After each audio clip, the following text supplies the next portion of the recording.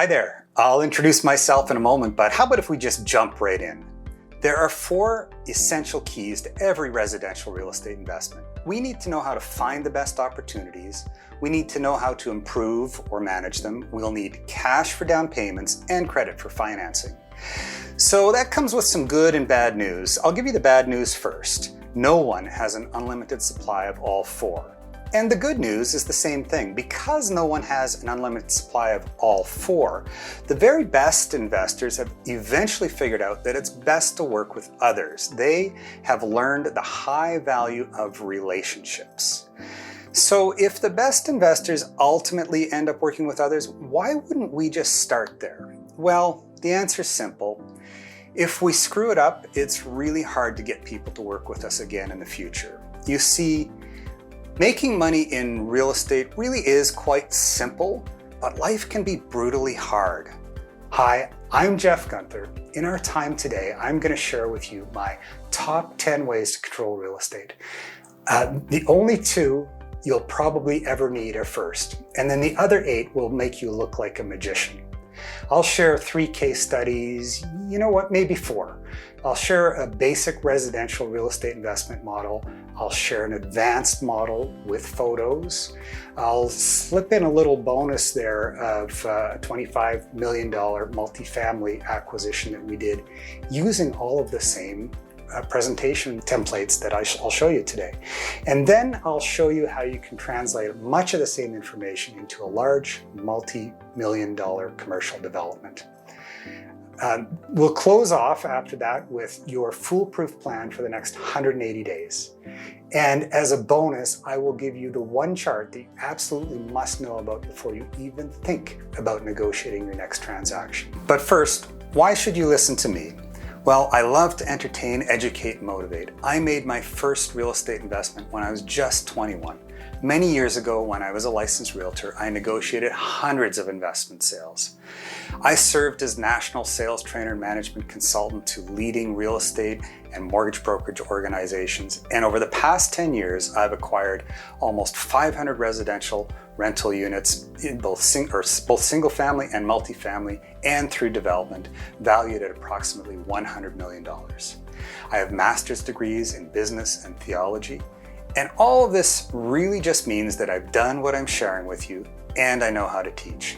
Best of all, while I would never expect others to be able to do exactly what I've done, I find my greatest joy in helping people like you discover your own true value. And that's what I want to talk to you about next. The title of this presentation, The Mystery of Infinite Genius Revealed. Tony Robbins has said, when you master communication, you master life. The words we use are important, so let's break it down. First word I'd like to look at is genius. The Latin root of genius is attendant spirit, present from one's birth, innate ability or inclination. By about the late 16th century, that morphed into a person's characteristic disposition, and then a person's natural ability, and then by mid-17th century, it came to be known as it is today as exceptional natural ability. But if you think about this, that's your exceptional natural ability. The root word of genius is the same as Genesis. It means beginning. Isn't that amazing? You were created for a purpose with exceptional natural ability. Don't make the mistake of focusing on your weaknesses. Instead, try to discover and develop your strengths. Do what you do best and then invite others to join you. That's the power and purpose of relationships. Next word, let's look at infinite. The fastest way to make a lot of money is just steal it. Maybe the next best way is to get a job. Think about it. You get a job, you do some work, you exchange some labor, in a couple of weeks you get paid. That's pretty fast. There may be a lot of choices in between, but investment by definition is probably near the very opposite end of the spectrum. Simon Sinek, in his most recent book, The Infinite Game, challenges the whole notion of sports metaphors in business. Those are finite games. They start and they finish. There's a winner and there's a loser, but life just doesn't work that way. If you're in real estate investment to get a quick buck, I don't know why you wouldn't just steal and take advantage of people. However, if you believe you were created for a purpose with exceptional natural ability, you'll probably approach relationships much more differently. So, mystery revealed. Some things aren't so much revealed as they are discovered. There's plenty of knowledge out there, but true wisdom is the correct application of knowledge. Please stick with me because my greatest desire is to help you discover your infinite genius. Okay, let's recap. There are 4 keys to every residential real estate investment. We need to find the right properties, we need to improve them, then we're going to need cash, and we're going to need credit. If you use your own resources, resourcefulness, or relationships, there's essentially no limit to the value that we can create. All right, let's get to the top 10 ways to acquire or control real estate. But first, a few quick notes. Real estate is local. There's different terms used in different places. Most of the people listening to this are probably in Canada, but even across Canada, different provinces have different terminology that they use. In the States, it's different again. And throughout the world, it's different. So don't assume that because I use a term that you're not familiar with, that it won't work in your area. And then at the same time, don't assume that it will. You need to check it out. So always be sure to consult or engage skilled real estate advisors. And by that, I mean real estate brokers, mortgage brokers, a good real estate lawyer, a good real estate accountant. Second, none of these methods will be successful if you're not working with a motivated seller or a motivated vendor. You need to be able to solve somebody's problem if you're going to build a successful investment portfolio. Third, the first 2 methods that I'm going to share with you are commonly understood. The next 8 are less common and therefore not as well understood in the single-family residential market, but they're extremely common and well-known to commercial investors and their advisors. By the way, number 10 is my favorite, so I look forward to getting that one. Fourth, your confidence and competence in presenting any offer is going to make the difference between acceptance and rejection. You can mix and match these techniques to create almost any deal. Your ability to rapidly determine which technique or techniques to use and how to communicate them well will determine your success. The first 2 may well be the only 2 that you'll ever need. Okay, the top 10 ways to control real estate. There are only 2 that you'll ever need to know. And here they are: all cash and conventional mortgage. Now I know that sounds really simple, but stick with me.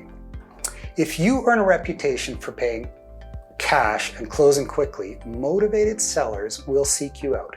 You'll eliminate most competing offers and often be able to negotiate a more favorable entry price. Okay, so here's a tip. It doesn't need to be your cash. Second, conventional mortgage or conventional financing. It's called conventional because it's not exotic. You'll experience a lot less friction when you close deals in traditional ways rather than when you try to do something unusual.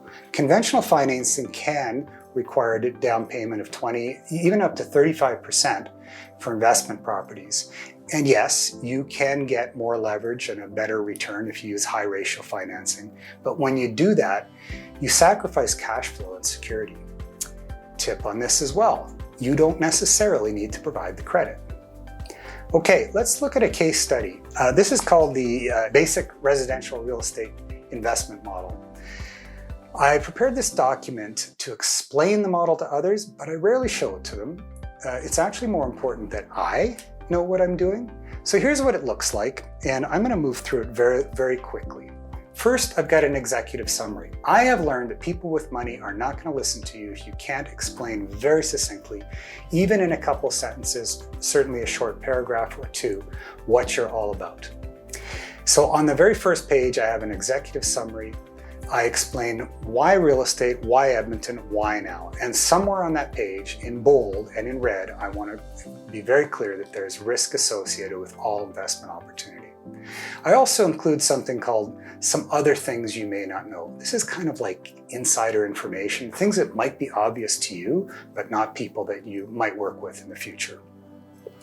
Then I explain if there are 2 partners, there might be a managing partner and a capital partner. But in the case study I'm going to show you, it assumes that you're both. You do all of it. So here's the case study. Let's walk through it, and there'll be a diagram on your screen. The first short paragraph just describes what the asset type is, and the second short paragraph lists the assumptions that I'm using for the case study. So the purchase price in this case is just market value purchase price, no negotiating, that's what the amount is. It's $185,000 in this example. The initial down payment includes the 20% down payment, whatever cash there is required to close, including legal fees and things like that, some light renovations, project management, and a staying fund or a contingency fund, so there's a little extra cash left over.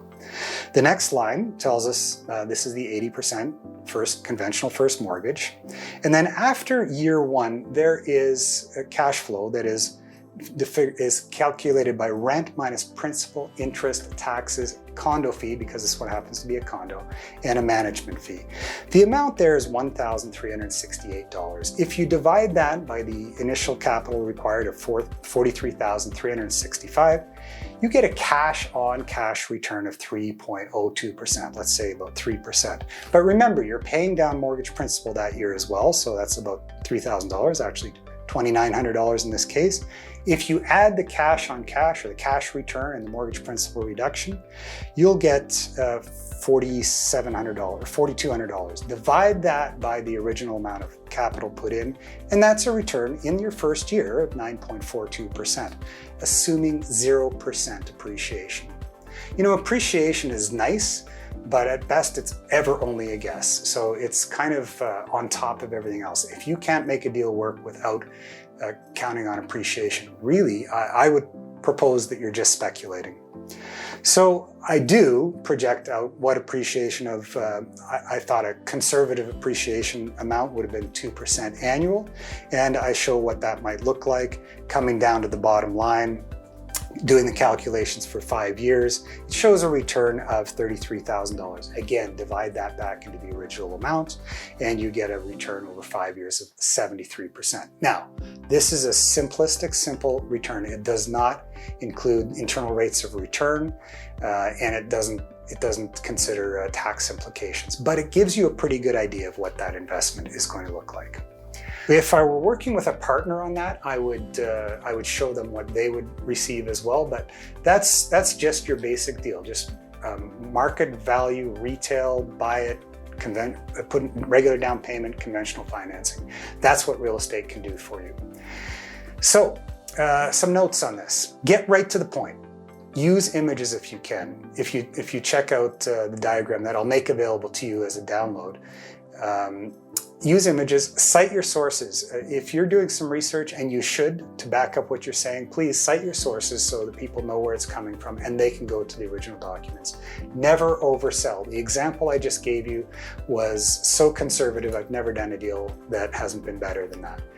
And understand that when you download the template that I give you, you are going to have to redo everything because you're not in my market, you're not working at the time when that was written, and you're not me. And so there's no such thing really as done for you in real estate. The market is continually changing. You have to put in the effort, but I can give you the guidelines to work with. So those are the basics: cash and conventional mortgage, and you'll never really need to know anything else more than that to grow your portfolio, especially if you work with a competent investment realtor. I've acquired dozens of properties using only those two methods. Now, the next 8 will make you look like a magician. Ready? Okay. Number 3, it's called vendor financing or seller financing, often called a vendor take-back, VTB. This is where you ask the seller to provide all or part of your financing. They effectively become the lender instead of a bank and stand to benefit from monthly or annual. It doesn't have to be monthly because you're just working with the person who's selling you, whatever works for them. So they'll get interest payments and principal payments, but again, you don't have to pay principal either if you agree that you're going to make interest-only payments. And it's secured on an asset that they already know very well. They either owned it or even lived in it themselves. So there's a high degree of security for them.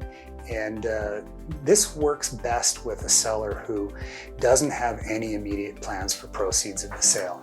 And if you look, you will find plenty of people that fall into that. So here's a tip. Experiment with repayment terms and interest rates that might be attractive to the seller.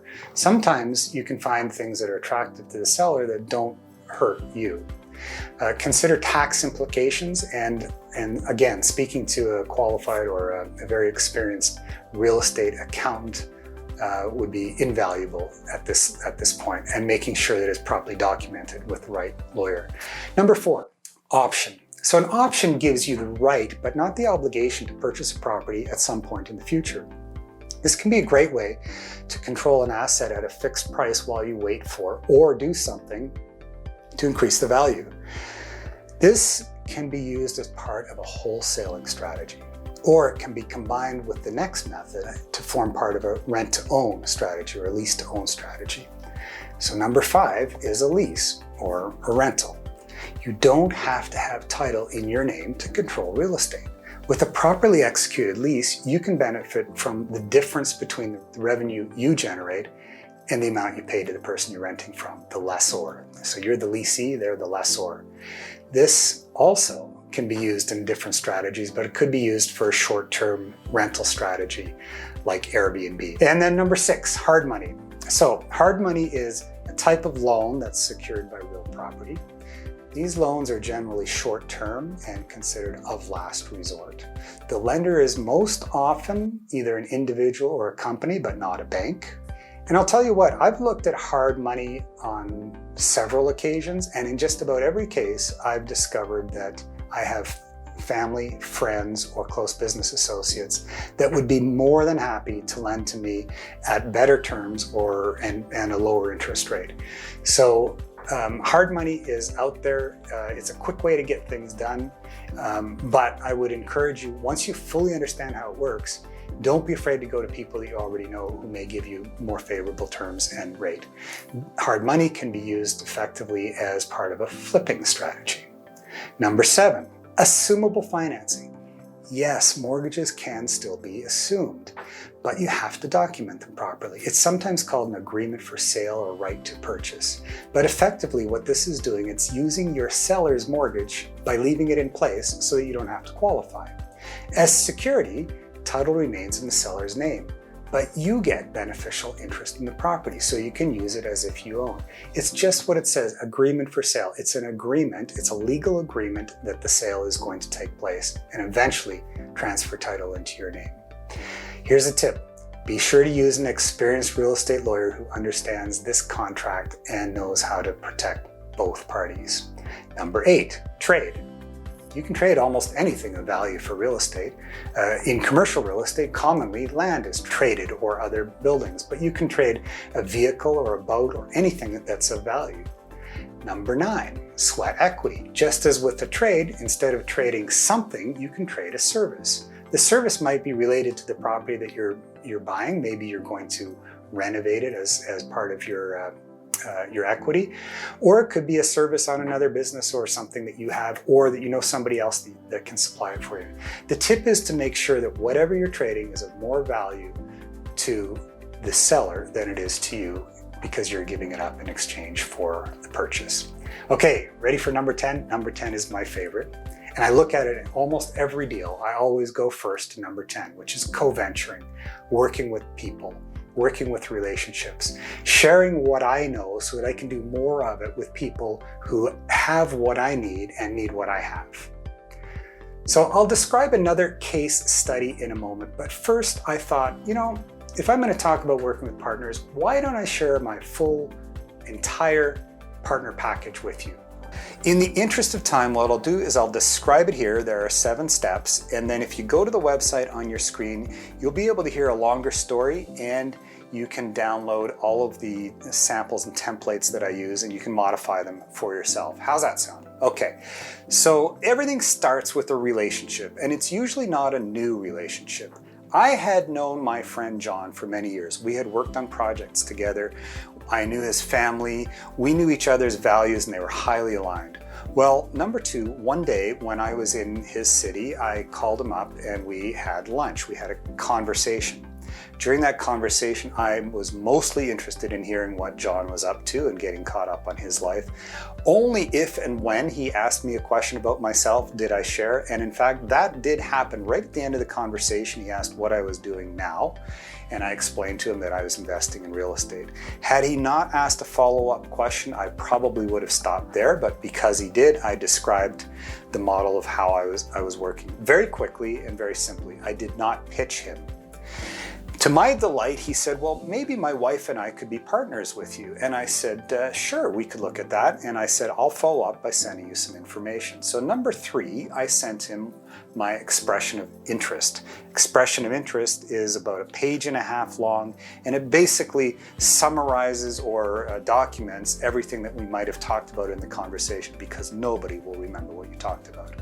So I sent him that, and with it, there's a 3rd page that is essentially a checklist of everything we do from start to finish on any single transaction. I may include with that the real estate model that we actually talked about, like the sample I've showed you earlier in this presentation. And then even there, once I have a sense that somebody's going to come on board, I will go out right away and start looking for a deal. I can get it under contract and bring it to them after. So part of this package is a joint venture agreement. Now, the joint venture agreement that I had drawn up by a lawyer is legal enough to stand up in court, but simple enough to understand. It's very important to have something that all of the parties understand and can use. I'll give you a copy of that as well. What comes with that is a Schedule A. So the joint venture agreement is the overarching agreement between the 2 parties, and the schedule describes each particular property. You may be interested to know that John and his wife ended up doing 8 transactions with me, so there was a schedule for each of that. And then the final piece of it is power of attorney. Power of attorney is a document that allows me to act as if I were John. So it gives permission for me to sign rental agreements, to negotiate with lenders, to pay property taxes on behalf of the partnership, and even sit on condo boards if necessary. So those are the 7 steps: relationship, conversation, expression of interest, do the deal, joint venture agreement, Schedule A, power of attorney. Go to the website, find those, and let me tell you, you do need to redo all of them because it's unique for your situation. If you need help modifying these documents for your own purposes, reach out to me. I'd be willing to show you how we can help you do that. Now, let's find out why working with partners is so much fun. So let's look at the wholesale hybrid real estate investment model. You've got a copy of it up on your screen. I'm going to race through some sections of this, but again, it's printed and you can download it and you'll get all the information. You should be able to read through and understand it. I just want to be sure that you understand. The first section is an executive summary. Again, in a few short paragraphs, I explain what we're all about. I refer to something that is called the basic residential real estate investment model, which you already saw, and which in most cases I will have done a deal like that before I start doing anything even a little bit more exotic like this one. I explained, that last deal we did, that was really a retail investment. It was market value. We paid, we didn't do anything fancy on that. But now we're going to move into something that we call wholesale. So wholesale investing means we're going to find something that's probably in need of a little bit more major repair.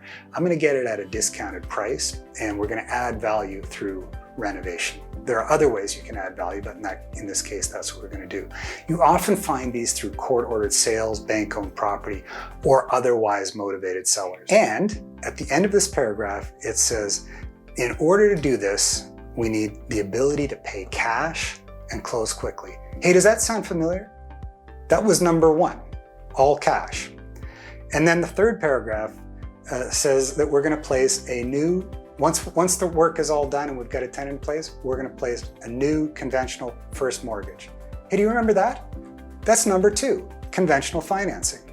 So by doing this, we can then extract up to 80% of the new market value, or the retail value of it, or the after improved value. And we can control that same asset with a lot less cash. My realtor, Jason, calls this recycling the down payment. I love that because I then take the cash that came in, I can return it back to my partner, and we can do another deal. Now, will this still work? Maybe in your market, maybe in this time, maybe not at this time. Maybe mortgage rules will change in another year. And sometimes you just have to wait a little bit longer right now before you can place the permanent financing on it. So then I explain to them why you. As real estate investors, you listening and myself, we typically target 20 to 40% returns. We just generally don't, or many of us generally don't share them or want to share them with other people, but I've learned I can do more and bigger deals if I bring other people into them.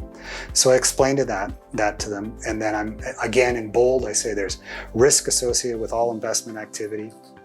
And on the next page is another case study. Let me walk you very quickly through this, but again, you can read through it. So after repaired value is, in this case, $204,000. I'll call that retail value. That's what it would sell on the market to just anybody that's looking to buy it, not looking to drive a hard deal. We would go in and buy it, depending on if it's a single family or a condo, somewhere between, usually I want to get 20% off of market value, but sometimes I will go less than that. In this case, I said 90% less the cost of renovations. So $163,600 was our purchase price. We'll add closing costs and a contingency, full interior renovations of $20,000, and then we come up with their initial financial contribution, which is the full purchase price, all of the renovations and all of the carrying costs. So I'm asking my partner to come up with $188,000 cash for, when I was doing these deals, perhaps 6-8 weeks, maybe 3 months at the most. I build into this an acquisition and project management fee of 2%. So I'm getting $4,000 when the deal closes. I'm also, as you'll see soon, getting 50% of this deal, of the upside of this deal. So after this is all done and they get the new $163,200 in refinance on the new mortgage, they've left in only $28,800. In the first year, the cash flow, which is the rent minus principal, interest, taxes, condo fee, and management, on this deal was $4,200. That's a cash on cash return now of 14.6%. There's principal reduction in that first year as well, another $2,800. That brings it to $7,000. And then that first year return, assuming again a 0% appreciation, is now 24%. That's pretty good. I extend that out 5 years to show what it might look like, in this case, assuming a 3% annual appreciation, because the market was different when we did this. And we get a return of 296%. Wow, that looks fantastic. But my partner doesn't get all of it. They get half of it. So that's revealed in the next little table, and it shows that they get 148%. So here's a question. If their return, because they've invested ultimately $28,800, is 148%. What is my return if I get 50% and put in 0? It's infinite. That's right. That's why I love dealing with this. Everybody wins. My partners are happy. I'm happy. Everybody wins. Okay. Now, let's look at an actual property that we did with this, and remember that the model I gave you is not going to be as good as the real thing. So my renovator, Jim, came to me one time, and he'd met a woman who had a mother who was now in a retirement home, and she had owned a townhouse condominium forever, I think since it was new, and had since moved out of it, actually for quite some time, and hadn't done anything with it and needed to sell it. So Jim said, would you be willing to talk to the daughter about it? I said, yes, of course. And I went to look at it, and this is how it looked. Ooh, yuck.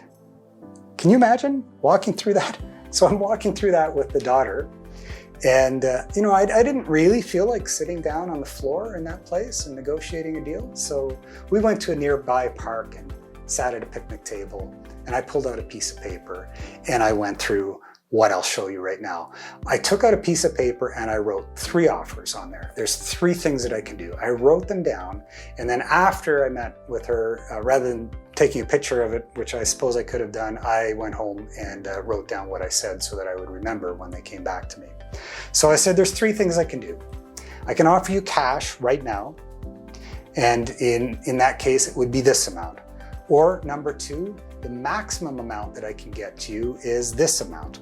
And number three, I can actually pay you a little bit more than the cash amount if you don't mind waiting 6 months. And I will, in the third case, I would have used something like an agreement for sale, and I would have paid them a little bit more because I was going to control that property from that point forward, do the renovations, put a tenant in place, and then finance it afterwards. And I'd easily be able to pay them the $140,000 out of that. So this, working backwards from that one now, number two, the maximum that I would pay was $180,000.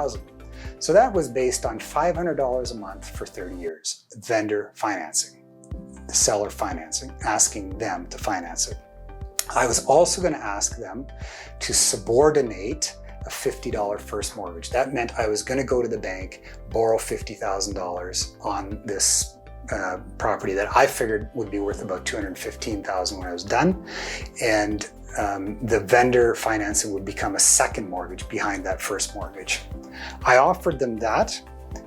Now, if the cash is not needed, or it can go towards if $500 a month would go towards her current expenses, that would have been great. She also could have taken that note and sold it at a discount to get cash back from it, or I could have gone back a few years later and said, you know what, I'll pay that out at a discount so that they would get cash on it.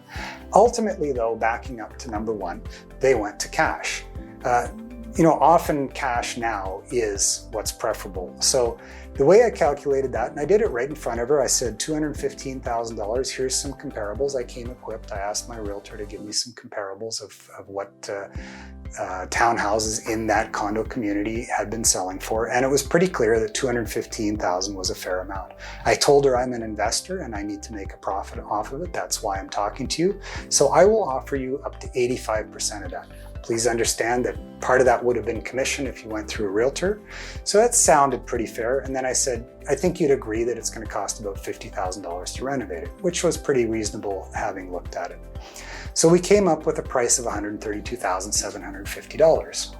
I then handed her the piece of paper. We quickly reviewed some of the benefits, which I scribbled at the bottom of the page for you and for me, was that no longer would her mother have to pay property taxes. There would be no more condo fees. There would be no more utilities to pay. There'd be no more liability, no commission to pay if they sold, and they wouldn't have to wait any longer. I did say I'd probably want to have some conditions on it, and notice that one of the conditions actually is financing.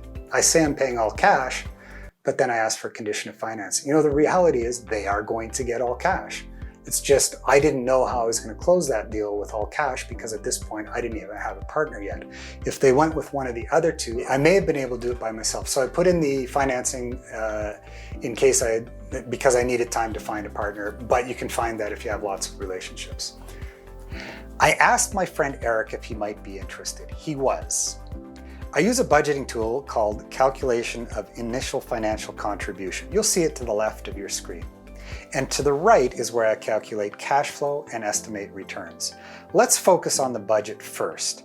In the center column, it says due to account. That's where I estimate all of the costs and expenses that potentially might come up in this project. As they're paid, or if they're due to me, I move them to the left. If my partner is to pay them, I move them to the right, in this case, Eric. When I initially wrote this offer, I put up $1,000 of my own money as initial deposit, and then when I waived conditions, I put up another $4,000. On closing, a few weeks later, Eric put up $127,750. That amount, plus the deposits that I put up, is our purchase price. The next 4 rows are really just closing costs, and you can see that Eric has put in at this point up about $130,000. I then set to work on the project, taking care of all the renovations, looking after carrying costs, found a tenant, put the tenant in place, and as I did these things, I would update the numbers from my budgeted amounts, which I tend to highlight in yellow, and once they're done, I remove the highlighting. And I would move, if I made the payments, I'd move them over to the left. A few things that are interesting is you might see under project management, actually I call it acquisition and project management fee, which is about, well, it was exactly 2% of the after repaired value, or the amount that the property is worth after we're all finished. In this case, that worked out to $4,600. That's money, that's a fee that goes directly into my pocket as part of this deal. The other amount that I point you to is a reserve fund, or reserve staying fund, which is contingencies. This is amount left over, the cash that we've left in our account after the deal is done, of just over $5,000. When this was all said and done, we went out and got a new appraisal and a lender that advanced $175,000 as a conventional first mortgage. So here's Eric's position. He's put in about $130,000. About 8 weeks later, he gets $175,000 back. It almost looks like he's to the good of $45,000 and still owns the property. But he does need to reimburse me or our account for monies that are out or that are due. And in the end, at the bottom, in green, it shows that Eric's total contribution to this deal was $5,141.48. That's pretty good, but Eric made it even better because that initial amount, he borrowed that from his father at about a percentage point higher than some conservative investment that his father had it in. So Eric really was out of pocket only about $5,000 on this deal. Let's look at what those returns look like when you get a property like that with that little amount of money. So bottom right-hand corner of cash flow and estimate of return shows the purchase price of $132,750. The estimate of value at the outset was $230,000. Above that, mortgage data is where we figure out what kind of mortgage we expect to be able to put on that, at what rate and terms, and the payment. We also find out there what our first year principal reduction will be. Over to the left is where we have cash flow, so rent of $1,550 minus principal and interest, that's the mortgage payment, property taxes, condo fee because this was a condo, and an allowance for property management. That left cash flow monthly of $117. That's a little less than I'd like to see, but bear in mind that we've got $5,000 in a reserve or a staying fund, cash. We have a fully renovated property and a good tenant in place. Plus, we have opportunity to raise rents in subsequent years. Now, what's the return? With an initial financial contribution of just $5,141.48, here are the expected first-year returns. $1,400 in cash flow, positive cash flow. Principal reduction of $3,774. I estimated at the time an appreciation of about 3%, which would be $6,900, and value created is the difference between the price we paid, the amounts we paid to renovate it, and what the bank told us it was worth when we had it evaluated before placing the new first mortgage. That results by taking the almost $60,000 in that first year return divided by an initial contribution of just $5,141 results in a return of over 1,000%. Now, Eric only owns 50% of it because I get the other 50%, but a return of 582% in 1 year is pretty darn good. Now, let me ask you a question. If Eric has put in $5,000 and I put in 0 but still have 50%, what is my return? And to make it even sweeter, remember that I had $4,600 in my acquisition project management fee, so I've actually got $4,600 cash in my pocket and 50% of the upside of this deal. The answer to my question is my return is infinite. That's the beauty of working with projects like this and partners like this. Now, let's take a look at what this project looked like after we were done. Quite the improvement.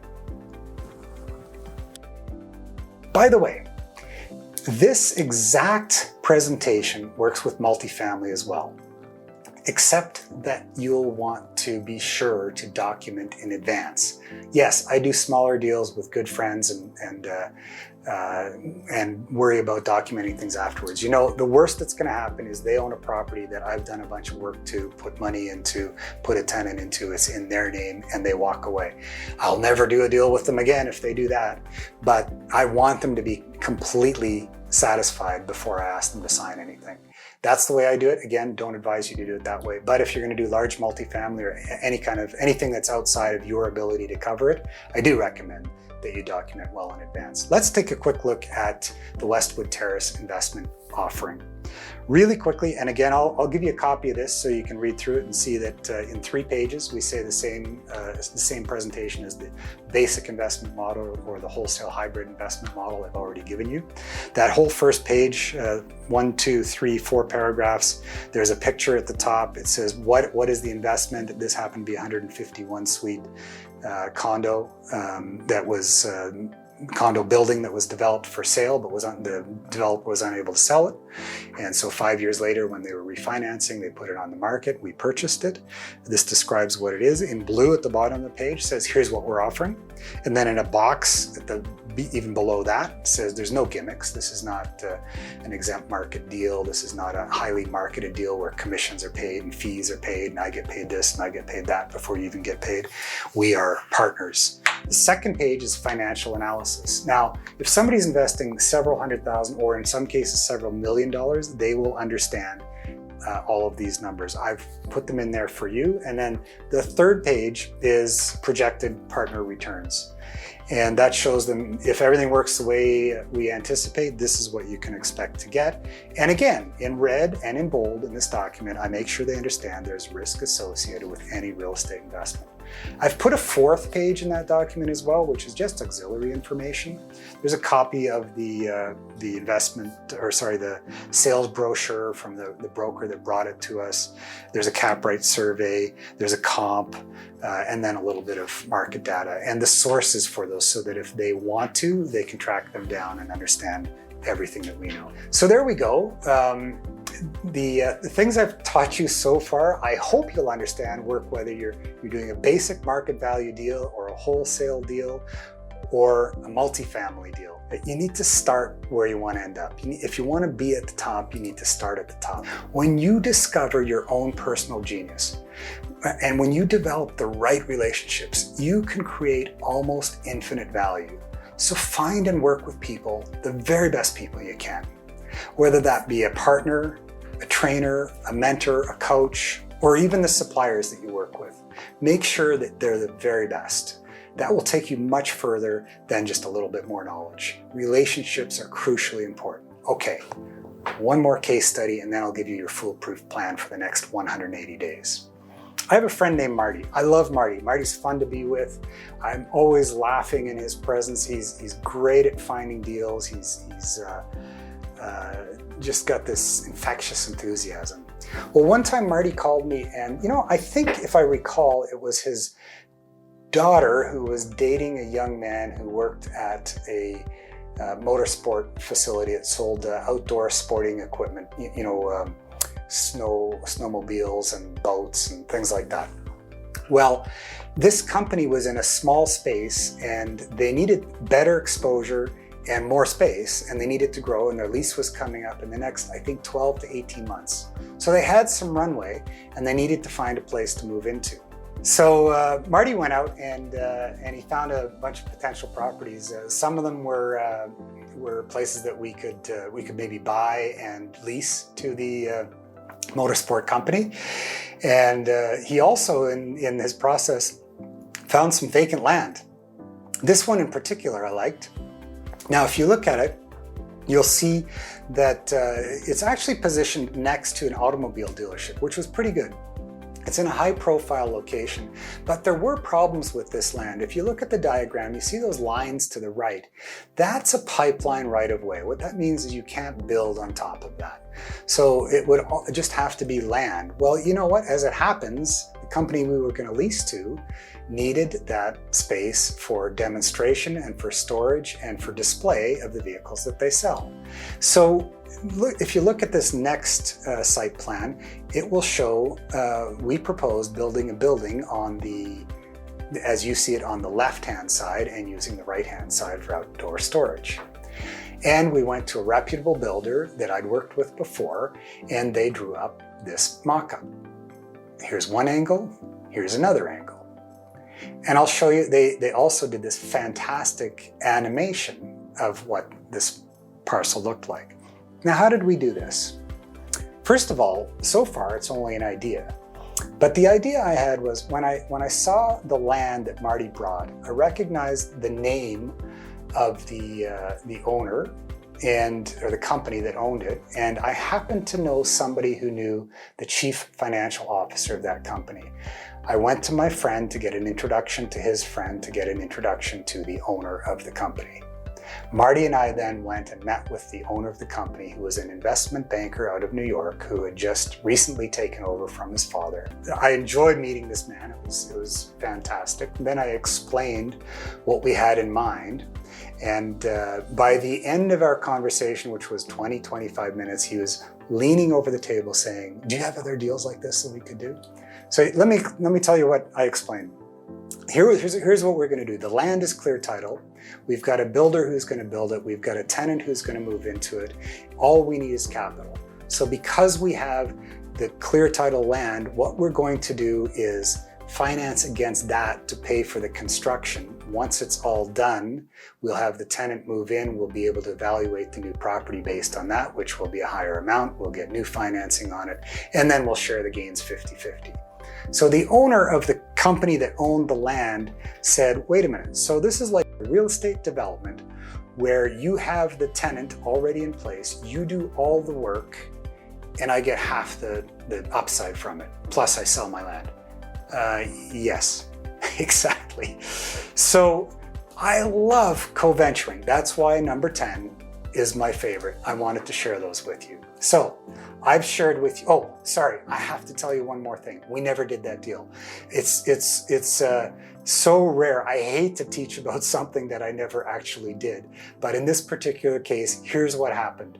Within a week of negotiating that arrangement and agreeing to move forward, this happened. The motorsports facility burned to the ground. It burned to the ground. So they came to us and they said, what are we going to do now? Obviously, they couldn't wait 18 months to 24 months for us to develop this land, build them a building, and get them moved in. They would have been out of business by then. So we helped them find a place to rent and wished them all the best, and we didn't do that deal. I'm sorry. You know, making money in real estate really is quite simple, but life is hard. So I've shared with you the 4 keys to every residential real estate investment. We've considered 10 different ways to control real estate. You'll only ever need the first 2, but the other 8 are going to make you look like a magician. And we've walked through a few case studies. What do we do with all of this? Well, here's your foolproof plan. What to do in the next 180 days. Including the one chart. I remember the one chart I told you absolutely must be aware of before you make your first offer or next offer. So here they are. There's 5. I'll go through them fairly quickly. Number 1, talk to 150 people. There's something called Dunbar's Law. Actually, the number is 148, but 150 is easy to remember, and it was popularized in Malcolm Gladwell's book about 15 years ago called The Tipping Point. Let's take a look at this diagram that shows you Dunbar's number. So what's through studies, it's been determined that we all have about 150 relationships.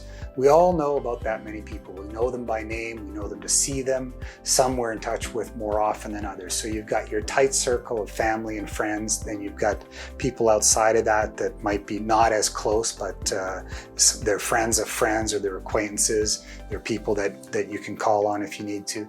Then there's others that are happy to connect with you, but you just don't see them as often. And then there's others that are in your circle. But there's about 150 people that all of us know if you just think about it. And so what I'd like you to do, or what I'd like you to consider doing if you're willing to do it, is reach out to all 150 of those people within the next 180 days. That's less than 1 a day. You know, the reality is you won't actually be able to talk to all of them, but you can reach out to all of them. You'll find that some of them will be relationships that you can work with for a very long time. Some of them you will rekindle relationships that you had lost or forgotten about. Some of them will introduce you to other people. But I would start early, and here's how I would do it. Reach out by phone, email, text, or if necessary, social media. The more direct you can do it, the better. Propose something like, let's get together for breakfast, lunch, coffee, Zoom if you have to, or a phone call.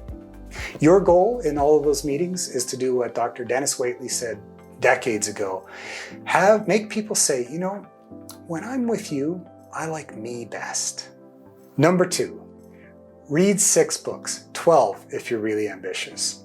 Best-selling self-improvement author Brian Tracy has said that if you read 1 book a month, that will put you in the top 1% of all income earners in our society. Did you know that Warren Buffett reads 500 pages a day, Mark Cuban reads 3 hours a day, Bill Gates reads 50 books a year, and Elon Musk taught himself how to build rockets from reading books? So, what do you read? Well, books on real estate, books on investment and business, books on persuasion and negotiation. Relevant biographies are fantastic, people that you aspire to be like. Motivation and inspirational books. Number 3, find a coach or mentor. There's a difference between a coach and a mentor. A mentor is somebody who's been where you want to go and can open doors for you. A coach is someone who may not necessarily have done what you want to do, but has observed many others that are doing what you're doing and can bring best practices in and help you define and refine the things that are best in you, your innate genius, really. A past president of Regent College, Rod Wilson, once gave me a valuable piece of information. He said, I was talking to him about so many courses that I wanted to take, so much I wanted to learn in so little time. And he said, Jeff, take professors, not courses. What he meant by that was, if you have somebody that you identify with, you appreciate their personality and their approach, you have highly aligned values, gravitate towards them. You will learn all that you need to know from them rather than focusing on course content. So find somebody that is a good fit for you and actively seek out a coach or a mentor. Number 4, wait and watch. Only enter the market if you're absolutely ready. Now, here's that chart that I said you absolutely need to see before you even think about writing your next offer. Now, this chart is from CMHC. I recognize that the version I'm showing you is Canada-wide, but the actual report breaks it down by province, and all the provinces in the report show a similar picture. I've lived through several of these cycles, and I'll tell you it can take 2 to 3 years for a real estate market to find the bottom. And 9 to 18% is not excessive. It's happened in Vancouver, it's happened in Toronto, it's happened in Alberta. And it's happened in the US far more than that back in 2008. So I'm just advising, watch and wait. Number 5, I will give you the 7 keys to winning big in business and life action guide. I'll show you a cover of it here. It's a very short read, and there are 7 short exercises that I'd suggest that you do. If you walk through those will set you up well to take advantage. If you follow this plan, meet 150 people, read 6 or 12 books, find a coach or mentor, wait and watch. And I'm not telling you not to move. If you see something, by all means, go ahead. And then download and complete the action guide, the 7 keys to winning big in business and life. And then you will be extraordinarily well positioned when opportunities do arise. Please, there's no rush. Remember, making money in real estate is simple, but life is brutally hard. The good news is you don't have to do it all alone. Will you take the important next steps to ensure your personal and financial success? Please go to the website showing up on your screen right now, enter your email address so that you can receive all the important documents and templates we shared today. You'll receive a PDF of my top 10 ways to control real estate. You'll get my basic residential real estate investment model. You'll get the full Working with Partners package that includes the expression of interest, that 2-page document, and the extra page, which is a checklist that you would work with your partners on every deal. You'll get my joint venture agreement template and the Schedule A that goes with it. And you'll get a template or a sample of the power of attorney. You'll get my wholesale hybrid real estate investment model, and you'll get the exact multifamily investment offering that we use to close a $25 million deal. You'll also get a 1-page PDF of your foolproof 5-point plan for the next 180 days, including the 7 keys of winning big in business and life. It's all free. And if you want to go even further, join me on a live webinar I'll be hosting in the next few days called Master Real Estate Investing in Uncertain Times, even if you're starting at less than zero. I expect we may even have time for live Q&A. If you enter your email address right now, you should receive an invitation to register absolutely free. I'll be sharing actionable information like we did today, and I'll tell you how I lost almost everything about 10 years ago and then rebuilt, starting by buying 18 houses in 18 months with none of my own cash or credit. And in case you're beginning to think that all I ever do is work for free, please rest assured that I will offer you opportunities to work with me if you so choose. That may include online training or community membership. It might include personal one-on-one coaching or mentorship if space is available. And we may even do a deal together someday. Please let me know how I can help you discover your infinite genius. I'm so grateful that you chose to spend some time with me today. Thank you.